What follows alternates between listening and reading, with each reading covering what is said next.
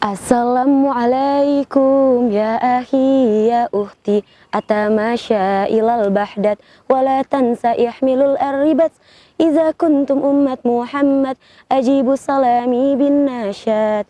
Assalamualaikum warahmatullahi wabarakatuh. Alhamdulillahi rabbil alamin wassalatu wassalamu ala asyrafil anbiya'i wal mursalin nabiyina wa habibina Muhammadin wa ala alihi wa sahbihi ajmain wa man tabi'ahum bi ihsanin ila yaumiddin. Amma ba'du. Pertama-tama marilah kita mengucap syukur atas kehadirat Allah Subhanahu wa taala, Tuhan semesta alam yang tak henti-hentinya memberikan hidayah dan nikmatnya kepada kita semua. Salawat dan salam semoga senantiasa tercurah kepada junjungan kita Nabi Agung Muhammad sallallahu alaihi wasallam, kepada keluarga, sahabat, dan kita selaku umatnya yang insya Allah mendapat syafaatnya di hari akhir nanti. Teman-teman yang dirahmati oleh Allah, memasuki bulan Ramadan, bulan yang penuh berkah, bulan di mana setiap insan berlomba-lomba untuk berbuat kebaikan, beribadah, dan mengharap pahala dari Tuhan Yang Maha Esa. Hal ini membuat seseorang dipertanyakan tentang skala keikhlasannya. Ikhlas dalam arti yang sering kita pahami adalah melakukan sesuatu tanpa mengharap imbalan apa-apa. Pengertian ini sedikit banyak sudah benar, hanya saja kurang tepat. Ikhlas dalam segi bahasa artinya murni, sedangkan menurut istilah agama ialah membersihkan amal-amal semata-mata karena Allah Subhanahu wa taala. Jadi, maksud ikhlas ialah bersihnya suatu pekerjaan dari maksud-maksud selain daripada Allah, bukan ingin dipuji, ingin dikenal, atau disanjung orang lain. Allah Subhanahu wa taala berfirman dalam Quran surat Al-Bayyinah ayat 5 yang berbunyi, A'udzu billahi minasyaitonir rajim. Bismillahirrahmanirrahim. Wa ma umiru illa liya'budullaha mukhlishina lahuddin hunafa wa yuqimus salata wa yu'tuz zakata kadinul qayyimah, yang artinya padahal mereka hanya diperintah menyembah Allah dengan ikhlas, menaatinya semata-mata karena agama, dan juga agar melaksanakan sholat dan menunaikan zakat, dan yang demikian itulah agama yang lurus. Teman-teman yang dirahmati oleh Allah, ayat tersebut menerangkan kepada kita tentang berlaku ikhlas dalam beragama. Agama apabila tidak dilandasi dengan ikhlas, maka akan runyam dan seolah tak berbekas. Begitupun dengan suatu pekerjaan yang tidak dilakukan dengan ikhlas, maka akan menimbulkan kebencian, kedengkian, atau iri hati. Teman-teman yang dirahmati oleh Allah, teman-teman semua pasti sudah menghafal surat Al-Ikhlas, bukan? Jika diperhatikan dari ayat pertama hingga ayat keempat dalam surat Al-Ikhlas, tidak ada satu ayat pun yang menyinggung tentang kata al-ikhlas. Tahukah teman-teman? Ada dua alasan yang disampaikan oleh Imam Ibnu Utsaimin terkait hal ini. Yang pertama, karena dalam surat tersebut Allah secara khusus menceritakan tentang dirinya, sehingga surat ini berisikan tentang Allah dan sifat-sifat Allah. Teman-teman yang dirahmati oleh Allah, teman-teman semua pasti sudah menghafal surat Al-Ikhlas, bukan? Jika diperhatikan dari ayat pertama hingga ayat keempat dalam surat Al-Ikhlas, tidak ada satu ayat pun yang menyinggung kata Al-Ikhlas.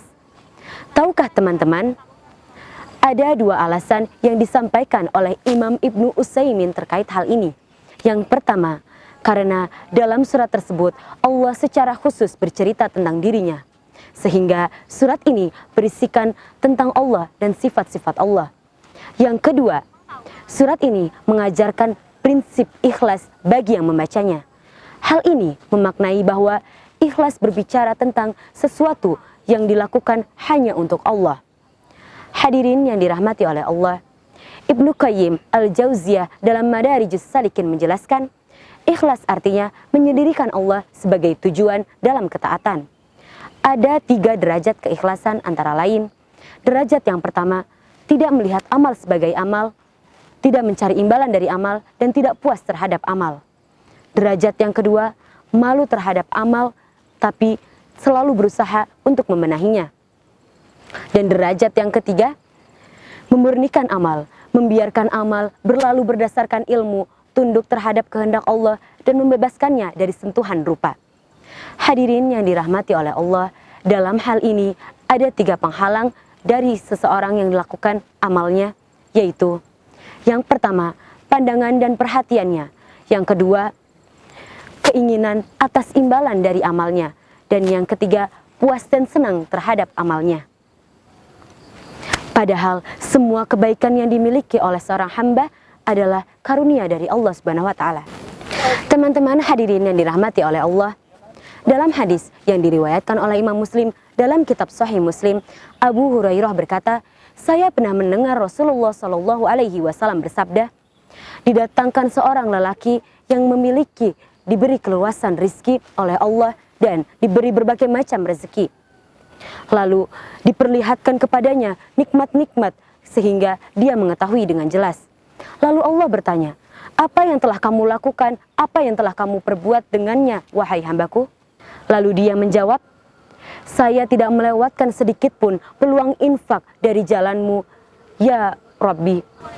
Lalu Allah berfirman, dusta kamu, karena kamu melakukan hal itu hanya ingin dikatakan seorang yang dermawan, dan kini kamu sudah menyandang gelar itu. Lalu diperintahkan kepadanya supaya dia dicampakkan, dilemparkan ke dalam neraka. Teman-teman yang dirahmati oleh Allah, hadis di atas adalah contoh orang yang beribadah dengan tidak ikhlas dan mengharap selainnya. Kisah ini menjadi tamparan keras bagi kita yang masih sering beribadah dengan mengharap selainnya. Yang hal ini menjadikan kita mengetahui betapa pentingnya sikap ikhlas dalam diri kita. Teman-teman yang dirahmati oleh Allah, ada beberapa contoh perilaku sikap ikhlas yang dapat kita terapkan dalam kehidupan sehari-hari. Yang pertama, membantu orang tua membersihkan rumah tanpa mengharapkan imbalan sedikit pun, seperti meminta uang jajan dilebihkan atau yang lainnya. Yang kedua, bersedekah tanpa meminta imbalan dalam bentuk apapun. Yang ketiga, berbuat kebaikan dimanapun dan kapanpun. Dan yang keempat, beribadah semata-mata karena mengharap Allah. Teman-teman yang dirahmati oleh Allah, hal-hal tadi merupakan contoh perilaku yang bisa kita terapkan untuk senantiasa menanamkan ikhlas pada diri kita. Terlebih di bulan suci Ramadan seperti saat ini, sudah sepatutnya kita berlomba-lomba untuk berbuat kebaikan, beribadah, dan mengharap ridho ilahi dengan mengimplementasikan sikap ikhlas. Hadirin yang dirahmati oleh Allah, semoga kita semua menjadi bagian dari insan yang selalu ikhlas dalam berbuat segala hal. Burung dara cendrawasih, cari dulu di Papua. Cukup sekian dan terima kasih, semoga bermanfaat untuk semua. Billahi taufiq wal hidayah, wassalamualaikum warahmatullahi wabarakatuh.